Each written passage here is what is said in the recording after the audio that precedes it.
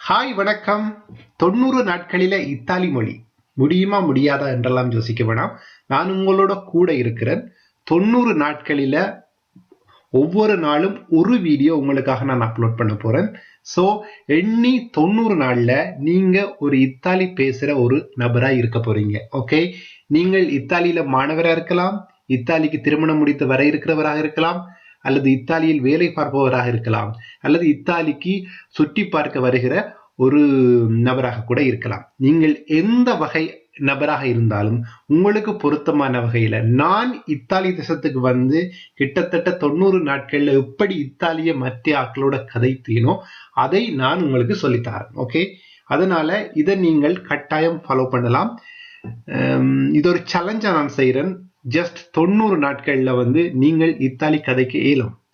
Trust me. Okay, நான் வந்து இந்த ஒவ்வொரு நாளும் ஒவ்வொரு வீடியோ போடல அதுல இருக்கிற சந்தேகங்களுக்கு நீங்கள் எனக்கு கமெண்ட்ஸ் மூலமா கேள்வி கேட்டீங்கன்னு சொல்லி சொன்னா அதுக்கு நான் பதிலும் அளிக்கிறேன்.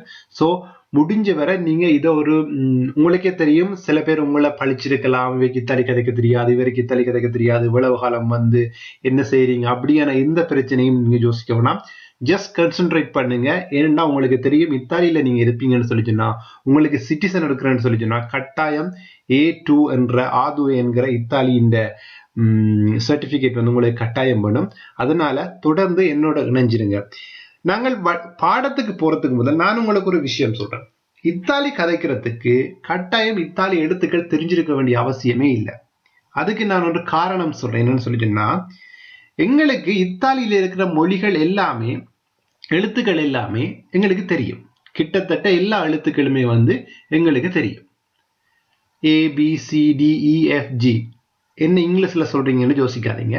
ஆங்கிலத்துல அதை சொன்னாலும் கிட்டத்தட்ட எங்களுக்கு ஆங்கிலமும் இத்தாலியும் கிட்டத்தட்ட கன விஷயங்கள்ல ஒரே மாதிரி தான் இருக்கும். கொஞ்சம் வித்தியாசம் இருந்தாலும், உச்சரிப்புல கொஞ்சம் வித்தியாசம் இருந்தாலும் போக போதெல்லாம் பழகிடலாம். மினக்கட்டு டைம் வேஸ்ட் பண்ணி ABCன்னு சொல்லி ABCD படிக்காதீங்க. அது வேஸ்ட் ஆஃப் டைம். என்ன பொறுத்தமில்ல. நான் இத்தாலி கதைப்பன், ஒரு நல்ல இடத்துல வேலை செய்கிறேன். ஆனா எனக்கு இதுவரைக்கும் இத்தாலியில இருக்கிற எல்லா எழுத்துக்கும் சரியான உச்சரிப்பு தெரியாது. அதனால நீங்க என்ன நம்புங்க, நீங்க கட்டாயம் ஆல்பபெட்ஸ் படிக்க தேவையே இல்லை. ஓகே, ஸ்ரீலங்கால இருந்து, இந்தியால இருந்து, தமிழ் பேசுற நாடுகள்ல இருந்து வார எல்லாருக்குமே வந்து ஆங்கில எழுத்துக்கள் எல்லாம் தெரியும், அதனுடைய உச்சரிப்புகளும் தெரியும். அதனால இத்தாலி மொழி படிக்கிறதுக்கு நீங்க கஷ்டப்பட தேவையில்லை. ஓகே, அடுத்தது வந்து பாத்தீங்கன்னு சொல்லி சொன்னா, ஒரு நாளைக்கு நான் ஒரு வீடியோ போட போறேன். ஓகே, அது நான் உங்களுக்கு சொல்லிட்டேன். ஸோ டே பை டே எப்ப என்னுடைய வீடியோ வருமென்று காத்து கொண்டுருங்க. அண்ட் எனக்கு சப்போர்ட் பண்ணுங்க. ஓகே, அண்ட் பெல்ல கிளிக் பண்ண மறந்துடாதீங்க. எல்லாரும் சொல்ற மாதிரி சப்ஸ்கிரைப் பண்ணுங்க. உங்களோட தொலைபேசியில, அதாவது உங்களோட போனில இருக்கிற போன் லாங்குவேஜ் என்ன? நீங்கள் இத்தாலி படிக்கணும் என்று சொல்லி சொன்னா ஃபர்ஸ்ட்டுக்கு உங்களோட கையில இருக்கிற போன் அதுல இருக்கிற லாங்குவேஜை இத்தாலிக்கு மாத்துங்க. இங்கிலீஷ்ல போனை வச்சுக்கொண்டு இத்தாலியில நீங்க படிக்கணும்னு ஆசைப்பட்டா அது நீங்க படிக்கிற வேகத்தின் ஒரு 10% குறைச்சிடும் அப்படின்ற மாதிரி கூட சொல்லலாம். ஓகே, அதாவது ஒரு போன்ல நிறைய விஷயத்தை நீங்க கற்றுக்கொள்ளலாம். இத்தாலியில நீங்க அதிகமா பாவிக்கிற வார்த்தைகள் எல்லாத்தையும் உங்களோட போன்ல நீங்க கற்றுக்கொள்ளலாம். உதாரணத்துக்கு நீங்க பேஸ்புக் பார்க்குற ஆளா இருந்தா உங்களுடைய பேஸ்புக் லாங்குவேஜை வந்து இத்தாலியில வச்சிருங்க. ஓகே, நீங்க யூடியூப் வீடியோ பார்க்குற ஆளா இருந்தா உங்களுடைய யூடியூப் சேனலை வந்து இத்தாலியில வச்சிருங்க. ஓகே, அண்ட் நீங்க வெப்சைட்ஸ்ல ஏதாவது பாக்குறேன்னு சொல்லிச்சுன்னா சும்மா போகும்போது எல்லாமே வந்து இத்தாலியில வச்சிருங்க. It's a best and good idea. நான் இதை ஃபாலோ பண்ணியிருக்கிறேன். நான் வந்து இத்தாலிக்கு என்டர் பண்ணினோடனே என் போன் லாங்குவேஜ் இத்தாலிக்கு மாறிட்டு. ஸோ அதை மாதிரி நீங்களும் வச்சிருங்க. அண்ட் வீதியோர வாசகங்கள், தமிழ் வாசகங்கள் என்றதான் சரி இருந்தாலும் ஓகே, வீதியோர வாசகங்கள் என்றா என்ன அப்படின்னா, நீங்க டெய்லி மார்க்கெட் போவீங்க, கார்ல வெளியில போவீங்க, நடந்து போவீங்க, வாக்கிங் போவீங்க. அண்ட் நீங்கள் இத்தாலியில இருக்கிற ஆளா இருந்தா உங்களுக்கு இப்படி ஒரு ஸ்பெஷல் இருக்கு. அதாவது வேற நாட்டில் இருக்கிறாங்க இத்தாலி படிக்கிறதுக்கும் நீங்கள் இத்தாலி படிக்கிறதுக்கும் வித்தியாசம் இருக்கு. ஸோ ரோட்டில போய்க்குள்ள கடையின் பேரா இருந்தான்னு, சூப்பர் மார்க்கெட்டின் பேரா இருந்தான்னு, அதுக்கு கீழே இருக்கிற குட்டி குட்டி விஷயங்களா இருந்தான்னு, உதாரணத்துக்கு கொனட்டு கோப்ல நினைக்கிறேன், கொனட்ல ஏதோ ஒரு நல்ல வாசகமொழி இருக்கும், பெர்சோனே பியூ ஜேந்தே ஏதோன்னு சொல்லி சம்திங். அப்படி சில விஷயங்கள் அத்தேந்தி அல் கானே அப்படின்னு சொல்லி நாய்க்கு கவனம் அப்படியான விஷயங்கள் எல்லாம் வந்து இத்தாலியில லேர்ன் பண்ணலாம்.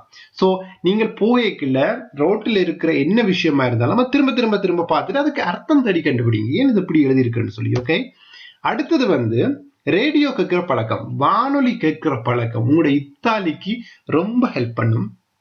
ட்ரஸ்ட் மீ, என்ன நம்புங்க, நான் சொல்றது உண்மை. என்னன்னு சொல்லி சொன்னா, நான் வந்த நாளில இருந்து உங்களுக்கு தெரியுமோ தெரியாது, ராடியோ மரியாண்டு சொல்லி ஒரு ரேடியோ இருக்கு. அதாவது வேதக்காரருக்குரிய ரேடியோ தான் அது. ஆனா ராடியோ மரியாண்டு சொல்லி ஒரு இத்தாலி வானொலி இருக்குது.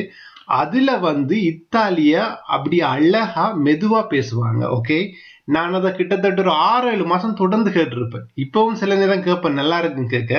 அவங்கள இத்தாலிய நீங்க கேட்டீங்கன்னு சொல்லி சொன்னா எல்லா வார்த்தையுமே வந்து உங்களுக்கு ஒரு பழக்கப்பட்ட வார்த்தையா மாறி, எங்கேயோ ஒரு இடத்துல கேட்ட மாதிரி. மூளை வந்து எல்லாரும் சொல்ற மாதிரி நிறைய விஷயங்களை சேமிச்சு வைக்கக்கூடிய மூளை தானே. ஸோ உங்களுக்கு தெரியாமலே அது உங்களோட அந்த எழுத்துக்கள்கிட்ட உச்சரிப்புகளை வந்து அந்த சொல்லின் உச்சரிப்பு வந்து சேமிச்சு வச்சிருக்கும். ஸோ ட்ரஸ்ட் மீ, இதை நீங்க ஃபாலோ பண்ணுங்க. ஓகே, ரேடியோ கேளுங்க.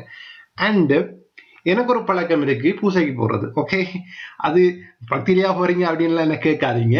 ஆனா பூசைக்கு போனா அது ஒரு இத்தாலி லேர்ன் பண்றதுக்கு ஒரு பெஸ்ட் இடம்னு நான் சொல்லுவேன். ஓகே, அதுக்கு நான் ஏன் அப்படி சொல்றேன்னு சொல்லிட்டேன்னா, இத்தாலியில இருக்கிற கோயில்கள்ல பாத்தீங்கன்னு சொல்லிட்டோம்னா, வேத கோவில்கள்ல அன்றைய நாளுக்குரிய வாசகம், அது சம்பந்தமான மன்றாட்டு, 2ஆம் வாசகம், 1ஆம் வாசகம், முன்னுரை, செபங்கள் எல்லாத்தையுமே வந்து ஒரு ஒட்டையில் ஒரு சின்ன ஒரு ஒட்டையில எழுதி வச்சிருப்பாங்க. ஓகே, அதுல இருந்து நீங்கள் நிறைய விஷயம் லேர்ன் பண்ணலாம். ஓகே, உதாரணத்துக்கு உங்களுக்கு இத்தாலி வாசிக்கிறது கஷ்டமா இருக்குன்னு சொல்லிட்டுன்னா, 1ஆம் வாசகம், 2ஆம் வாசகம், விசுவாச பிரமாணம் எல்லாம் சுவைகள் அதே பார்த்து நீங்க வாசிச்சு பழகலாம். ஓகே, இது ஒரு அதாவது பைபிள் இஸ் பெஸ்ட் திங். அதாவது பைபிள்ல இருக்கிற நிறைய வேர்ட்ஸ் வந்து நாங்க டெய்லி யூஸ் பண்ற வேர்ட்ஸ் எல்லாம் இருக்குது. அதெல்லாம் பாத்தீங்கன்னு சொல்லிச்சுன்னா உங்களுக்கு இத்தாலி லேர்ன் பண்றதுக்கு பெஸ்டா இருக்கும். ஏன் கோயிலுக்கு போறீங்க, நான் வேதக்காரன் தானே, கோயிலுக்கு போக தேவையில்லை தானே இதெல்லாம் யோசிக்காதீங்க. மொழி படிக்கணும்னு சொல்லிச்சுன்னா கோயிலுக்கு போறது தப்பில்லை. கோயிலுக்கு போயிட்டு நீங்க கடவுள் ஜேசுநாதரை கும்பிடுறதுக்கு பதிலாக உங்களுடைய தெய்வத்தை கும்பிடுங்க. யாரையும் மறுப்பு சொல்ல போறது இல்லை. ஓகே, அடுத்தது வந்து கடைப்பற்று சீட்டு, அதாவது பில். நீங்க டெய்லி சூப்பர் மார்க்கெட்ல இருந்து வரும்போது அவங்க ஒரு பில் ஒன்று தருவாங்க தானே, அந்த பில்லை வந்து செக் பண்ணும். ஓகே, அதுல இருக்கிற மொழி, அதுல இருக்கிற விஷயங்களை நீங்க திரும்ப திரும்ப செக் பண்ண உங்களுக்கு சில விஷயங்கள் அப்படியே மைண்ட்ல பதிஞ்சிடும். அந்த பில்லில எல்லாம் பாத்தீங்கன்னு சொல்லிச்சுன்னா கடைசியில எல்லாம் நிறைய விஷயங்கள் எழுதி இருப்பாங்க. ஓகே, ஒரு பப்ளிசிட்டியா இருக்கலாம், ஏதாவது ஒரு அட்வர்டைஸ்மெண்டா இருக்கலாம், இல்லாட்டி அவங்களோட போன் நம்பரா இருக்கலாம், அவங்களோட அட்ரஸா இருக்கலாம். எதுவா இருந்தாலும் கீழே எழுதி இருப்பாங்க, நன்றி போட்டிருப்பாங்க, கிராசிய போட்டிருப்பாங்க. அப்படி கணக்க விஷயங்கள் வந்து பில்லிலேயே இருக்குது. ஸோ நீங்க எப்பயாவது பில் எடுத்து பார்த்துருக்கிறீங்களா? இல்லை. அப்படி பார்த்துருந்தீங்கன்னு சொல்லி சொன்னா உங்களுக்கு அதுல ஒரு 10 வேர்ட்ஸ் ஆகும் தெரிஞ்சிருக்கும். 5000 வேர்ட்ஸ் தெரிஞ்சா ஒரு மொழி கதைக்கலாம் அப்படின்னு சொல்றாங்க. ஸோ நீங்க அதுல ஒரு 10 வேர்ட்ஸ் தெரிஞ்சா நல்ல விஷயம் தானே. ஸோ பற்றுச்சீட்டு, அதாவது பில்லை வந்து நீங்கள் கட்டாயம்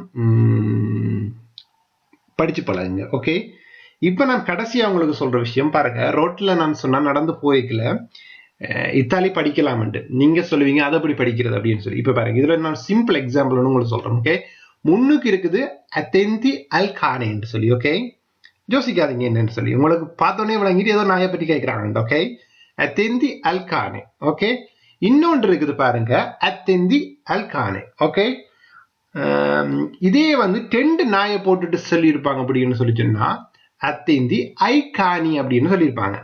அப்ப நீங்க அத்தேந்தி அல் கானே என்று போட்டு என்ன சிம்பிளா யோசிச்சுட்டு போயிருப்பீங்க.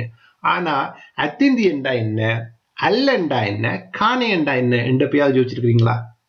யோசிச்சிருந்தீங்கன்னு சொல்லி சொன்னா உங்களுக்கு இத்தாலி படிக்கிறது ஈஸி. அல்லண்டா என்ன, அத்தேந்தி என்றா என்ன, காணே என்றா என்ன, என்னோட தொடர்ந்து இணைஞ்சிடுங்க. நான் இது சம்பந்தமான விளக்கம் எல்லாம் உங்களுக்கு தருவேன். ஓகே, அண்ட் இதுல கீழே பாத்தீங்களா ஈயோ அபித்தோ குய் அப்படின்னு இருக்கு. அதுக்கு என்ன அர்த்தம்? ஈயோண்டா நான், அபித்தோண்டா வசிக்கிறது, குய் என்றா இங்க நான் இங்க வசிக்கிறேன், நான் இங்க இருக்கிறேன்னப்பா.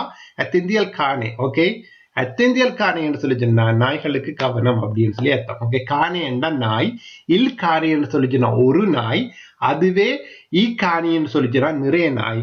அப்ப இல்லுக்கு போடைக்க அல் காணே, அதுவே நிறைய நாய்களுக்கு போடைக்க ஐ காணி. இதெல்லாம் நாங்க பின்னுக்கு கிராமட்டிக்கல் படிப்போம். அண்ட் கீழே பாத்தீங்கன்னு சொல்லிச்சுன்னா சே புரோவி அட் எந்திராரே கியாமோ தூத்தி இமியை அமீச்சின்னு இருக்கு. அதுக்கான மீனிங்க நான் அடுத்த வகுப்புல சொல்றேன். இணைஞ்சிடுங்க. And we will meet in the next video. அதாவது சிவதியாமோ ப்ரோசிமோ வால்தா. ஓகே, அடுத்த முறை சந்திப்போம். நன்றி, வணக்கம். பெல் பட்டனை பிரஸ் பண்ணுங்க அண்ட் சப்ஸ்கிரைப் பண்ணுங்க. தேங்க்யூ.